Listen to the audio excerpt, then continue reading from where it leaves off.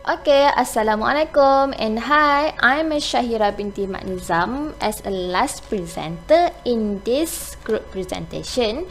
So this is the last topic, but I will continue from the Aisyah part, which is in designing and implementing effective group work. So actually there are 8 main points, so I will proceed with the 4 points more. And the 5th point is to ensure individual accountability. The 6th point is to teach students to cooperate. And 7 is monitor learning, involvement and cooperative behavior. And the last point is to think about what to do when a student doesn't want to join a group. So if you want to know, let me start with the next slide. Okay, the 5th point, which is to ensure individual accountability. So what it is the meaning of the individual accountability? Okay, individual accountability is the second essential feature of the cooperative learning, and it is one that teachers most often neglect. So this is the important part, which is the teacher should not to take note about this thing. Not really understand, right? Okay, I will explain to you in my words. Okay, individual accountability. So as you know that in the group we have a group working, right? So there is sometimes, even in a group, there is sometimes the person doesn't understand, even though there are 5 people in a group, but maybe one of the students are not really understand what they learn today, what they learn that day. So how to ensure this individual accountability even though they are in a group? So how the teacher want to identify their individual accountability even though they still in a grouping? So the first thing I come out here. Okay, the teacher can require students to take individual tests on the material and receive individual grades, even though they are in the grouping working, but the teacher can still proceed this assessment to know whether they understand or not what the lesson learned in that day. And the second is teacher can have each student complete an identifiable part of the total group project. And the third is teacher can call on 1 or 2 students from each group to answer a question, explain the group's reasoning, or provide a demonstration. So from this, the teacher can identify whether the student is really understand or not. Okay? So let's go for the example. What happened to teacher Sandy? Okay, here the teacher Sandy. I will explain to you about teacher Sandy, how she conduct her student. So in one morning in May, we watched Sandy explain the student were going to be working on understanding the idea of equilibrium. So today, teacher Sandy will explain to students about the ideas of equilibrium. So what Sandy do? Okay, teacher Sandy divided the class into groups of 3, explained the task and reminded students that they needed to work together to discover the operative principle. So from here, the teacher Sandy reminded the student what they need to do in order to work together. And before she allowed them to begin work, she stressed that a group should not consider itself through until all group members understood, because everyone would eventually be taking an individual quiz.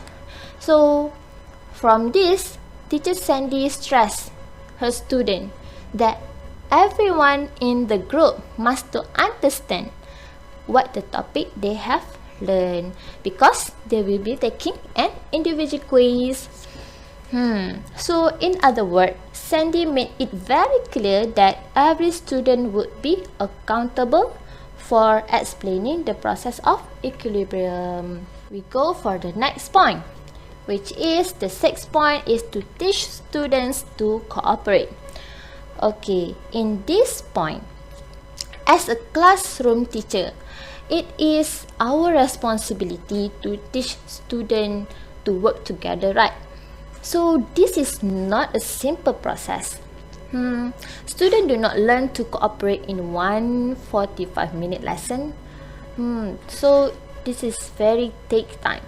Indeed, we can think about the process in terms of 3 stages. So there are 3 stages, which is the first stages is value cooperation. Second stages is developing group skills.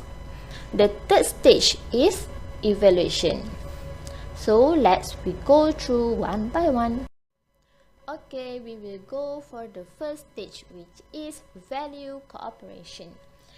Okay, before students can work together productively, the student must to understand the value of cooperation. So what is the value of cooperation? So here, I provide you with an example. And if you don't understand, I will explain to you more by a storytelling. Okay?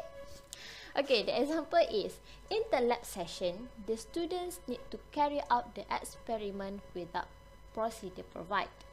And the task given need to proceed by individual. If the student success, so they will get 5 extra points as a reward. So, do you not understand? Okay, I will tell to you a story, but I didn't state here. Okay, one day, I tell the kids that they are to solve a particular chemical problem, okay? They need to solve a particular chemical problem. And they should go to the lab tables and get started. But they look at me as if I'm a crazy. They say, but Miss Shahirah, you didn't tell us what procedure to use. I tell to them that I forgot to write out the procedure for them. I say, let's see if you can come up with the procedure. If you can come up with the procedure, I will give you 5 extra marks if you can. And they all start out working alone without any grouping. They all start out working alone. They want those 5 points for themselves. You can see that, right? But as the period goes on, they begin to work in groups. Why they start to begin work in group? Because they realize that they need each other, that they can really help one another, and they don't care about the points anymore.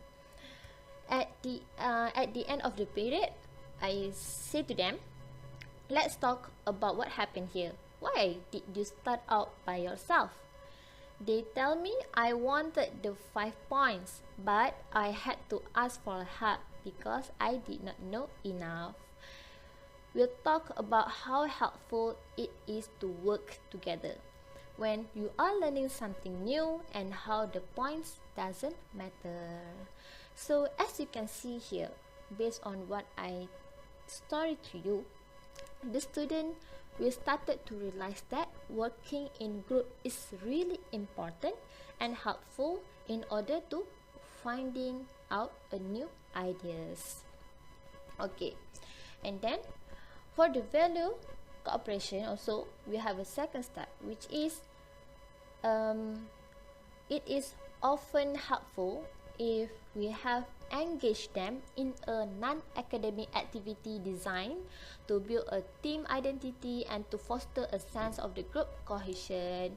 For an example, I think most of us already know about this. For example, is a create banner or poster, or create a group name and logo. So this situation also can be relate when have association activities. such as camping, leadership camp, and also the others. So actually in this camp also they use this step in a small group. So based on this activity, by creating the banner or the poster, create a group name and logo, also can build the value of cooperation among the group members. Okay, next we will go for the second stage, which is the group skills training. So what we need to do in a group skills training? Okay, in a group skills training, the first thing is we need to introducing simple norms for group work, which is it can give the students helpful guidelines for what is expected of them. Okay, so how we want the student to apply this skill? Okay, let me see here.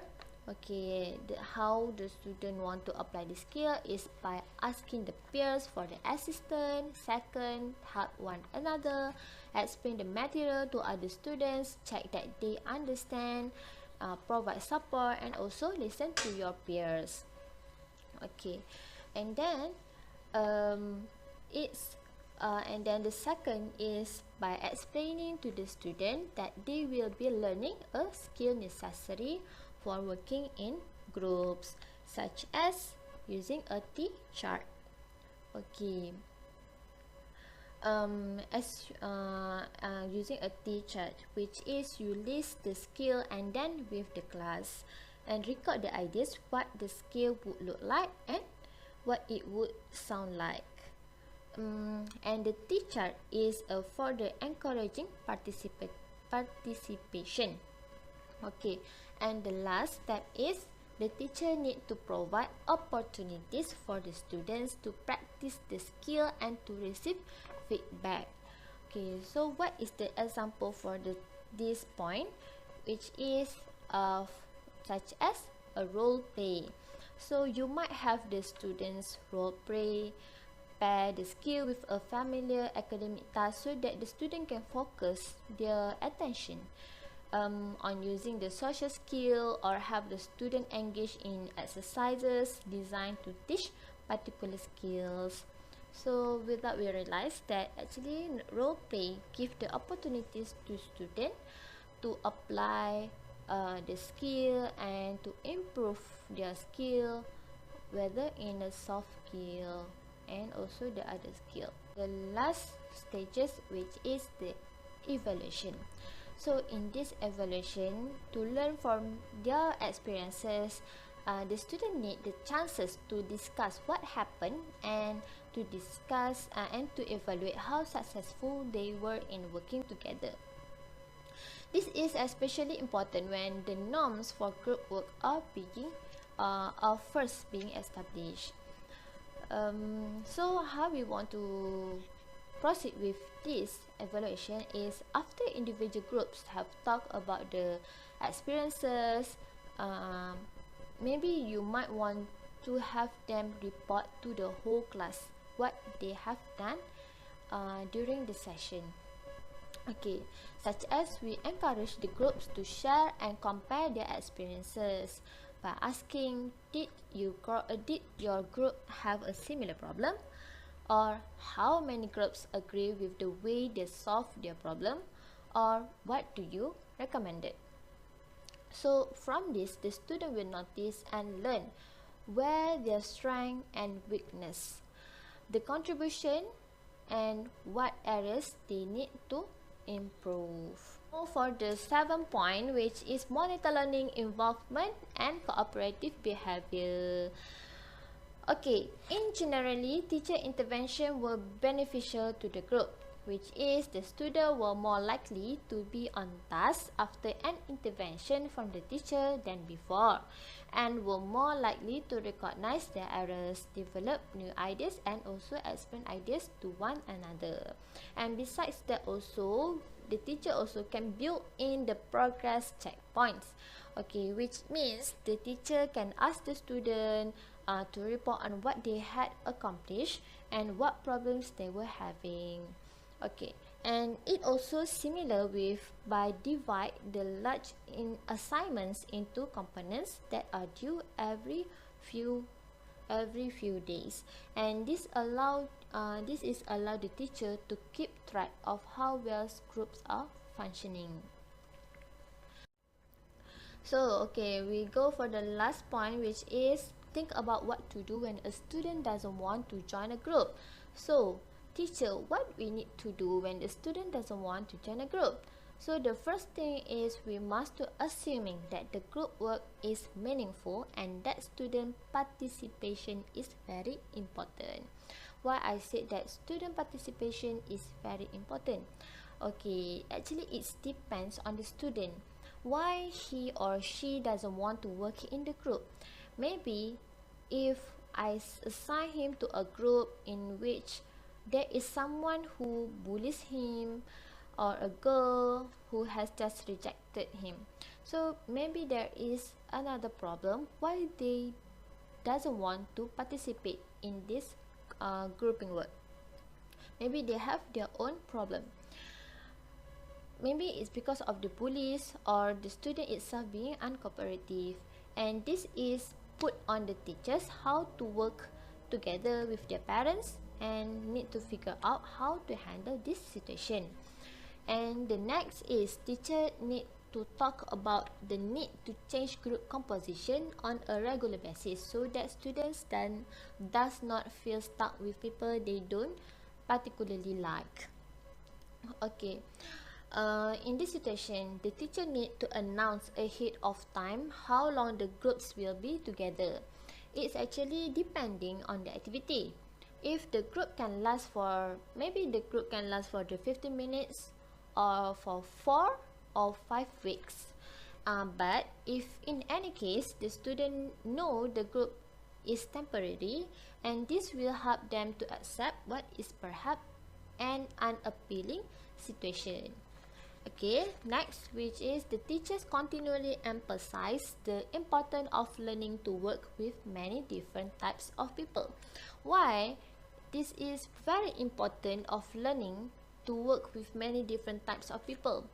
As you know, when we in a group, we will we will grouping with the other people. Sometimes maybe we didn't even know, we will even know who is our friend, so it maybe come from the different types of people. And actually what the teacher need to emphasize here is sometimes it's a lot easier just to allow the student not to join a group, but a part of education is developing the social skills. We need the teacher want to highlight here is about the social skills. It's very important because the part of the education is developing the social skills needed to work with a variety of people, such as when we go for working someday in the future, maybe we have a job and we also must face with the different type of people, right? So the teacher need to stress that these are essential skills not just for schools but also for our life. And the last point is allow the students to optional out of a group activity if their reasoning was valid and if the activity did not require their participation. So the teacher also can give a flexible the teacher need to flexible also, because there are sometimes students just feel like working alone. Maybe they had a bad day or there's a problem at home, or they also think that they had get more done working by individually. So if in these cases like this, we cannot forcing them. So we cannot forcing them to work in a group because maybe it can seems counterproductive. So as a conclusion, by this group is this example illustrate the need for teachers to acquire an understanding of the intricacies of group work in general and cooperative learning in particular. We hope that this chapter has sensitized us to some of the problems that can arise and has provided some strategies for minimizing this problem. So that's all from us. Thank you.